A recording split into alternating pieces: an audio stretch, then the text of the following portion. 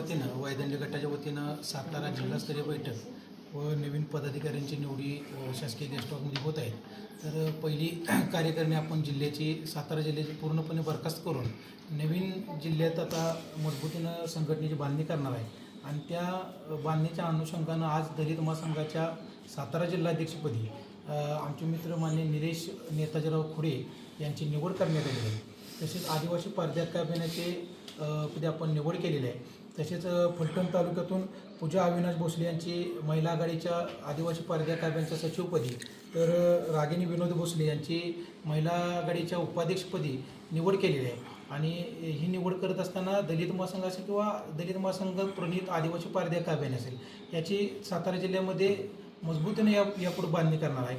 आणि सर्वसामान्य गोरगरीब वंचित घटकाला कसा न्याय मिळवून देता येईल या दृष्टीनं आगामी आमची दलित महासंघाची वाटचाल व नवीन पदाधिकाऱ्यांना मी हार्दिक त्यांचं अभिनंदन करतो व पुढील वाटचालीस त्यांना हार्दिक शुभेच्छा देतो.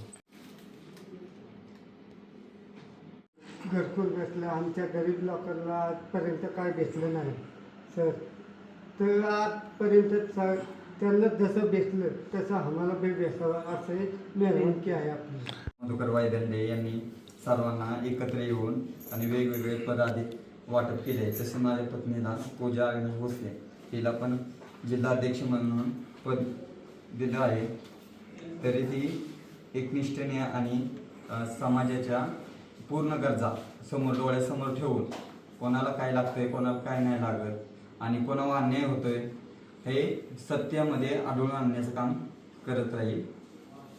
विनोद भोसले, मी राहते सासकर, जिल्हा आहे सातारा, तालुका फलटण. जे आत्ता सरांना आम्हाला जे पद दिले त्यांच्या मार्फत त्यांनीच आम्हाला ही पदावर घेतले, निवडले, तसं आम्ही बी त्यांना सहकार्य करतो. आणि ज्यांना मदत लागणार आहे त्यांना पण आम्ही करतो सहकार्य.